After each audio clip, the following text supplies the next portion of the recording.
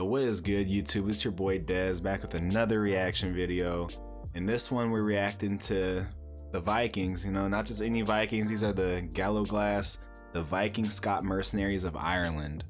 When I think of Ireland, I think of green stuff, I think of gold and leprechauns, but I don't know much about Vikings other than that they were just some absolute beast of warriors back in the day. So this is gonna be a very interesting one for me.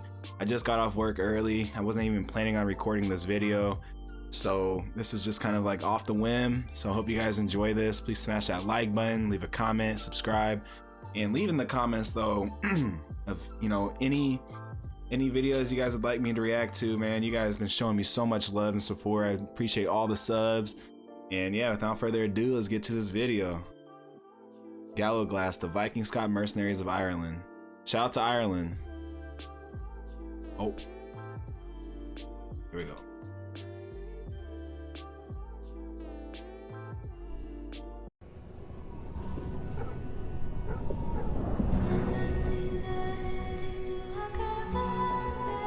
In the 13th century, a great lineage of warriors began to abandon the Old Norse settlements on the scattered isles of western Scotland. Clans journeyed south on the Grey Seas until they met dark cliffs, which strained upward and yielded to green country.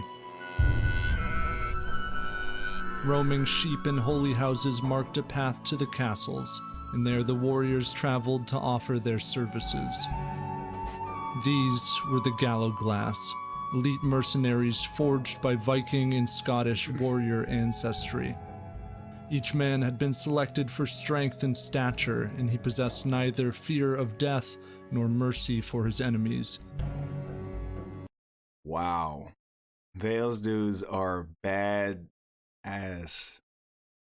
I love the way they look, like their helmets, chainmail, axes, swords. I love medieval armor and weapons, man. So if you guys have any cool videos of that, let your boy know in the comments. These hills of medieval Ireland were ruled then by indigenous Gaelic clans and Anglo-Irish lords who raided and killed one another for land and goods and pride. They took to hiring 80-man groups or battles of these traveling Gallowglass for their own violent ends, often for 3-month terms or permanent contracts. In 1316, the daughter of one chief hired a band of them to assassinate her own rival cousin. They carried out the contract, collected the blood money, and went on their way. Leading raids on rival clans, they torched farmhouses and formed a rear guard to cover the lord and his vassals as they fled with stolen cattle and goods. Irish warfare had centered around these sorts of skirmishes, fleeting charges of light infantry or kerns and cavalry. But the armored giants from Scotland now changed this. That's crazy. Turning on your own cousins. And you guys would be burning villages down and stuff. Or not you guys, the Vikings back in the day would be burning down villages and pillaging them. That's ruthless. And this animation is sick. This is a very well made video. I'm gonna go ahead and give that a like. History Dose. Go ahead and check them out. 10 out of 10 video. Wars and invasions were waged with their mighty Viking-inspired axes, and for the right price, the Gallowglass afforded Ireland a violent check on the rising power of England. Having first arrived in 1169, the English had conquered large stretches of the country at the behest of the king. Although the Irish forced them back to Dublin and the surrounding region called the Pale, the English forever sought to supplant the indigenous centers of power in Ireland, and they attempted to outlaw Irish language and intermarriage with native Irish. Wow, that's crazy. So obviously England was a force to be freaking reckoned with in this era as well. So the Vikings pushing back to Dublin, but you know, England was like, hey, nah, like we here to stay, you feel me? Like, and it's crazy that they outlawed, you know, interracial marriage of Irish and the English, and they just made it a law. Like, you couldn't do that. That's crazy. And I mean, I understand it. I don't understand it, but I get it because that's just how they were back in the day. But gosh. Centuries of English presence in Ireland bore witness to constant horrific warfare, and in 1423 the northern O'Donnell and O'Neill clans rallied the Irish of Ulster in a southward march against the English. With them marched Gallowglass of a clan called the McSweeneys, led by Mulmurray McSweeney.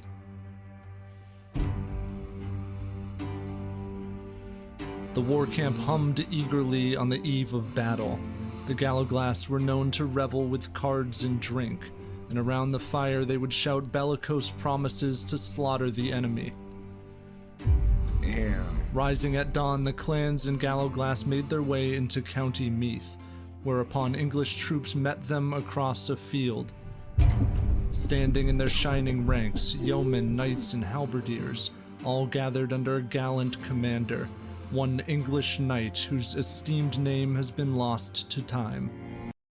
Dang, bro. That's why I think when I think of knights in shining armor or knights, I think of like a knight that's wearing, the shiny silver suit, with the big ass sword, and that's sick, bro. That's a cool ass animation right there. Irish kerns made the first barefoot charge, volleying their spears before falling back. The wail of bagpipes then signaled the onslaught of McSweeneys. In a crash of iron, the hulking Gallowglass cleaved open the chests and skulls of their enemies. The English line shattered, and on the red battlefield, where lay 100 fallen English, Mulmurray McSweeney met the English commander, and raising his great axe, he slew the knight and declared victory. Oh. The spoils were great, and the Irish negotiated peace in exchange for tribute. The Gallowglass, as it happened, had begun to supplement their ranks with strong native-born Irishmen, and even minor victories over English forces represented the defeat of a crown that laid claim to Scottish and Irish homelands alike. But a Gallowglass was nevertheless a mercenary. Some bolstered the English colonial ranks and served as the trusted guard for English nobles in Dublin. It was known that a Gallowglass would cut down his own Gallowglass relatives if a mission so required. That's hardcore. That's hardcore, because obviously they looked at them as traitors, like, because they're defending the English, like, wow. They had to fight their own brothers, probably not sisters, but brothers and cousins and stuff, like, because they, obviously England was that much of a massive force that they just controlled people sometimes. So, like, oh man, that had to be quite the experience. Like, when something just clicks in your mind and says, I have to kill my relative because he betrayed us. And he often needlessly killed civilians in his pillaging. Like knights bereft of chivalry, scorned as heartless killers, the Gallowglass, it was written, serveth for their wages, and not for love nor affection. But serve valiantly they did.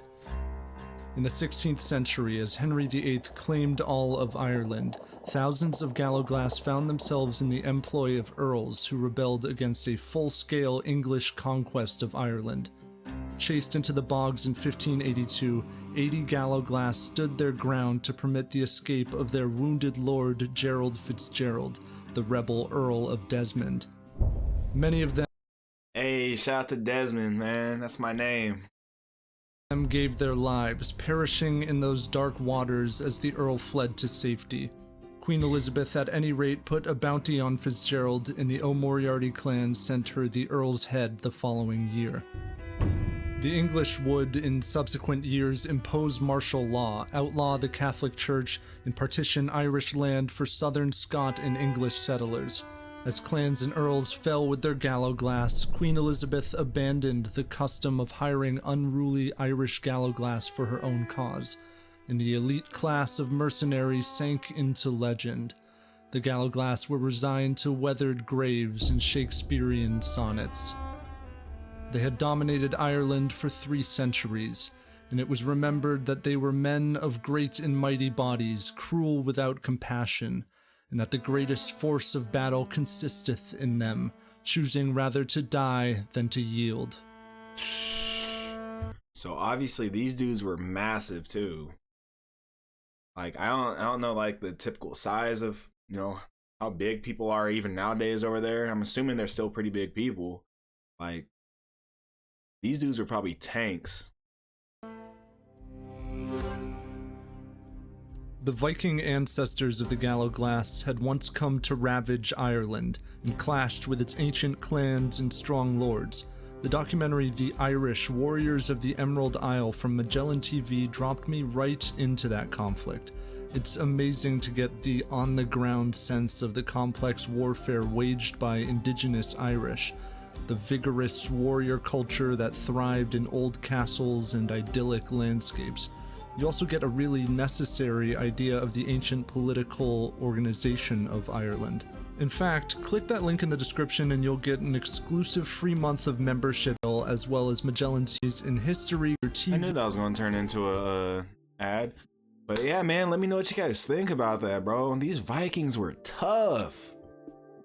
I wouldn't want to mess with them. Yeah, man, let me know in the comments what you guys think about this video. Please smash that like button if you enjoyed this. Please subscribe and also comment other videos you guys might want me to react to. I really enjoyed this one. This dude killed it with the animations. And I'll catch you guys on the next video. Peace.